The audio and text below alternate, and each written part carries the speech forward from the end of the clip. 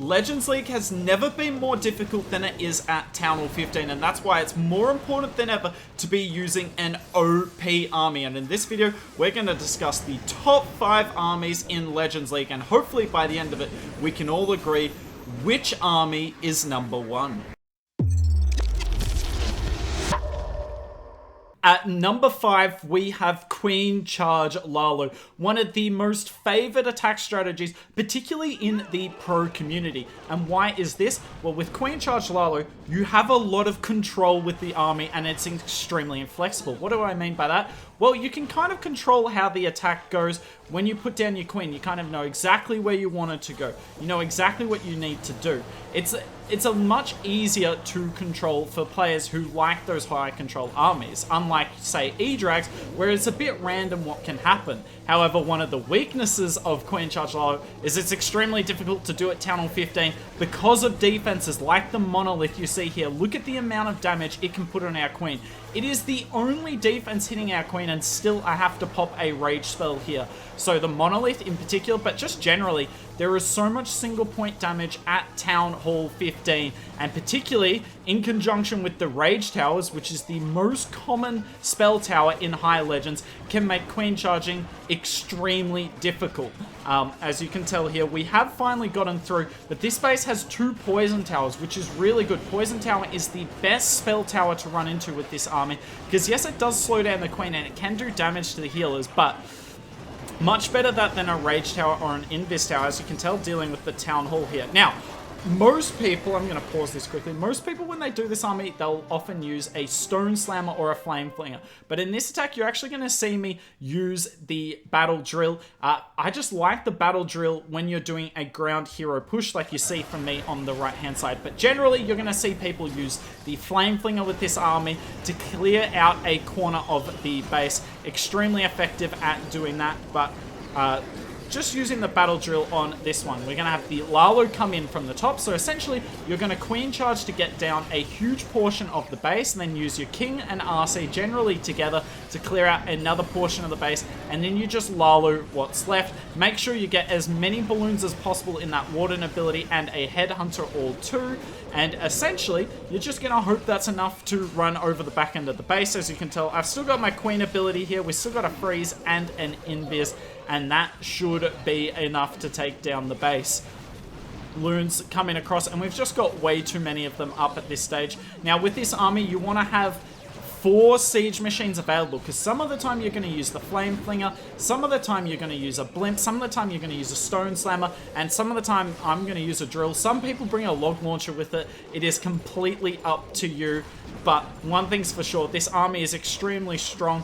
19% of people in the top 200 use this army, so it is extremely widely used, but beware, there is a lot of damage at Town Hall 15. And if you want to see a full video on Queen Charge Lalo, I will link it above me now. iPro, top 20 player in the world, dominates with Queen Charge Lalo. At number 4, we have Super Archer Lalo. This army is so hard to stop, particularly because of the value that the Warden with the Super Archer blimp can get. Like, look at how far this blimp's going to get inside the base. If you don't run into the tornado, the blimp is going to get so far. Now, we find the rocket balloons in the CC here, but he is going to pull it away with an archer on the left side, as I showed you there. But what are the strengths of this army? Well, you're about to see it. The Super Archers can clear out so much of the base, and most importantly, the rage towers or the invis towers on defense don't do a lot to this army. The only spell tower setting you have to worry about is the poison tower. You can't afford the poison tower to be over the top of the Super Archers, because then they will slowly die. But I mean, look at the value. I'm going to pause this here. The entire core of the base is gone, plus the town hall. Like, yes, you have invested a lot. We've used every single spell. We've used our warden and our blimp. But you cannot tell me that's not worth it. That is absolutely insane value. So where to from here? Well, here you're going to use your Titan that you see on the left side here to deal with the CC, because we don't have a poison spell. And then it's just about using your heroes to get the major anti-Lalo targets down. Now, what do I mean by that? Well, on this base, it's the Multi-Inferno, it's the Eagle, and it's any air heroes that you see up, or the Town Hall if you don't take that down. Don't worry about the scatter shots as much. I'll show you later, you can deal with that with your Lalo pretty easily, but heroes, multi-infernos, eagles, Town Halls, not as easy to deal with, so make sure you deal with that with your heroes. So we got the King and Queen going on the top side, and then the RC is going to cut in here, get rid of the eagle and the multi, and we're going to get nice value from this. Now, the weakness of this army, well, I think that's pretty simple. There's two major weaknesses. One, everything's reliant on your Super Archer Clone Blimp. If that does not get great value, you will fail this attack, simply put. And the second part is, as you can see here, our RC gets picked off because our Headhunter's a bit late. We don't have any freeze spells with this army, so you can't freeze sweepers on your blimp, you can't freeze defensive heroes on your heroes, so you have to be really good with your Headhunter timing.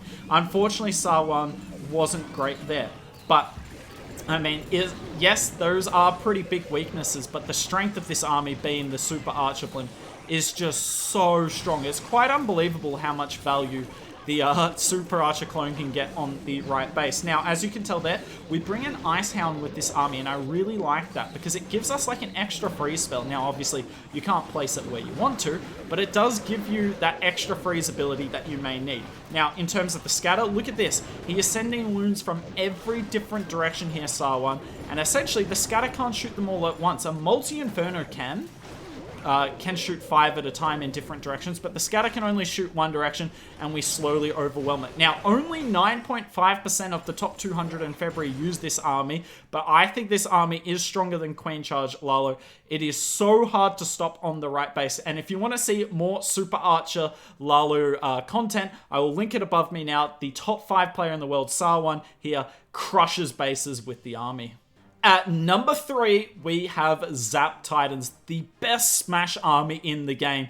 And the reason why is because the Titans are just so tanky. They are quite hard to kill, and that makes them quite handy. And the reason that the Zap works with them is because they don't really need the spells a lot. So what are we going to zap? So as you can tell here, Kingsman's going to get rid of both spell towers and a multi-inferno. Now, a lot of the time you'll see with this army, people go after single infernos or monoliths because they're really bad for our Titans. But Kingsman here going for pathing, because obviously if we get all this down here, it makes the pathing around here a bit more simple. Unfortunately, we leave the monolith up, but we can live with that. But you can tell he's deliberately activated the Town Hall with the Earthquake, and the reason he's done that, and the reason you see a lot of people with this army do that, is because this Flame Flinger's job is to get the Town Hall. And if the Flame Flinger gets the Town Hall, we don't have to worry about it. We can send our Smash in on the far side, as you see here, and it's going to work out beautifully. Now, one of the weaknesses with this army is that that Flame Flinger is extremely obvious, and you're going to see a lot of people try and bait it. So Kingsman's doing a longer water walk here, and you'll see why in a second. Look at that Tesla. That Tesla that just popped, that's Tesla's job was to kill the Flame Flinger. But Kingsman spends just a bit longer with the water walk, and he's going to get the value out of it. Now that Flame Flinger can go on and target the Town Hall, and we can send our Smash in from the far side of the base. Now, a big strength of this army is it's kind of simple to execute. The lightning spells you just place on the one tile, and Titans are pretty easy to funnel. As long as you can use your King and Witches on the flank, they will generally go in. It's the ranged units like Super Witches or Super Bowlers. They're a bit tougher to funnel. They can be a bit more annoying. But the Titans, really simple to funnel. We pop the Warden ability here. Unfortunately, it is a triple Ice Golem CC, which is like, oh, I think it was double Ice Golem CC, sorry. Which is one of the toughest to deal with, but you can tell those raged healers, even with the monolith there, we haven't lost a Titan. I believe we just lost our first Titan. Like, they are so tanky. And they're just going to push through the base here. They're keeping our Queen nice and healthy. Because the Town Hall is mostly secured, we're going to use the RC to help out our King on the funnel.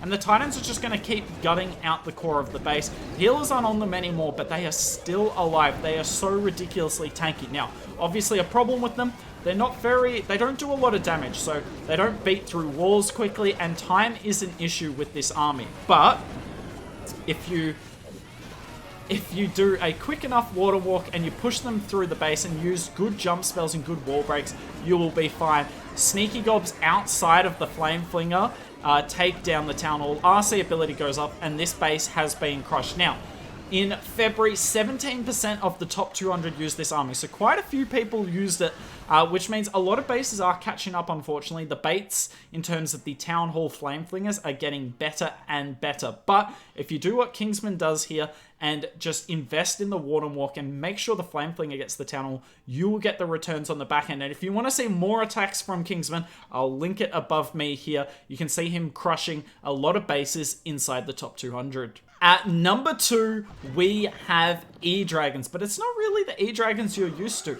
The best Edrags players in the world at the moment do it kind of like this. So on Box and Diamonds, where the Town Hall's close to the edge, you're actually going to send in a mini Edrag kill squad. Now, while this is going, you just have a Stone Slammer, a Flame Flinger on the other side of the base, and it's just going to be clearing out defenses. So you send 2 E-Dragons with a Rage and get them to path to the Town Hall. Now, if this was a Poison Tower or a Rage Tower, I would freeze, but obviously, because the Invis Tower is going to go down, it goes off even if I freeze it. So just let your E-Drags die, and then what you do, you send super minions in to take it down. So bring 2 with your army comp, and they can just finish off the Town Hall. Now, obviously, while this has been going, our Flame Flinger's just chilling. You've got all the archers in the world. You've got 4 in this army to test for Teslas, and its job's just to take out a flank, and we're kind of setting up a nice funnel.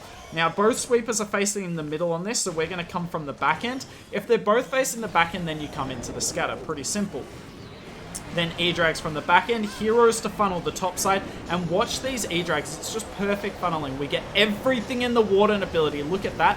Those loons are going into the core, and they're going to be pulling out any traps that are there. And now we Rage again in the very core, and we're just going to keep freezing. Perfect freezes there, and the Edrags just got to do their business. We're going to get 1 Edrag on this core monolith, and we just keep freezing the monolith, and you're about to see why. Freeze again. Edrag is so low, it gets the single Inferno, CC, and the monolith. That is absolutely insane.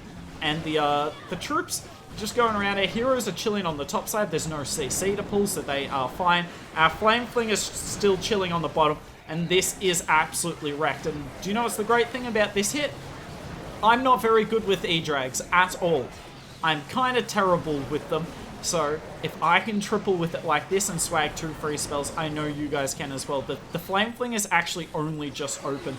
10 balloons coming out of that bad boy, and this is a triple. Now, in terms of the top 200 in February, 24.5% used this army. It's actually the most used army inside the top 200. However, it wasn't quite number 1, but if you do want to see an Edrag video, we'll link a Blizzard Edrag video above which crushes box spaces. But the real question now, and I know you all know the answer, is what is number 1? And at number 1, is it any real surprise? We have Blizzard Lalo. And the reason Blizzard Lalo is at number 1 is, you know, there are a lot of ways you can bait this army, where it be SAMs, red bombs, giant bombs, tornado traps. But this army is still so hard to bait. And we talked about it in one of the recent Blizzlala videos, which I'll link above me here, that there's 3 ways to take down box spaces. Box space is obviously the meta at Town Hall 15 at the moment. There's 3 ways. 1, obviously like this, you see from Riqirez here, going for the Town Hall. Giant bomb goes off, and that's still not enough to kill our Super Wizards. Invis Tower goes off, but that's fine, because the Super Wizards have other targets to go for, and then we're going to have these Super Wizards get rid of the Town Hall and the Invis Tower. Nicely done from them. Really good value for us. So that was one approach. The second approach is what we call the scatter approach, or the side approach, where you'd probably land your Blizzard here or here, and you just try and clear out the side and set up a nice funnel for the Town Hall. Or the other one that we talked about was the back end Blizzard. So you generally go for the Eagle, so you'd land it like here or here. But there's just so many different ways. Look at that. There's 3 different approaches that you see right there. The base defender cannot stop all of these. There's not enough seeking air mines for them to play with, or tornado traps. So it just makes this army so hard to stop. And Riqirez, obviously one of the best in the world at it. Not quite stars level. I know we all have stars as our number 1. But Riqirez inside the top 20 this season. And this is why. Because A, he's very good at the game. But B, Blizzard Lalo is absolutely insane. So we're kind of suing into the core here. RC on the left side, and we're just going to Lalo over the back end. And the reason this attack is so strong is the Blizzard's strong at the moment, Heroes are strong at the moment, and Lalo is strong. Obviously, we have 3 Lalo variants inside our top 5 Legends League armies. The main weakness of this army, though, it is extremely difficult to execute. The Blizzard is not easy, obviously, lots of baits going around, but you've also got to deal with spell towers, particularly the Poison Tower and Invis Towers can be difficult.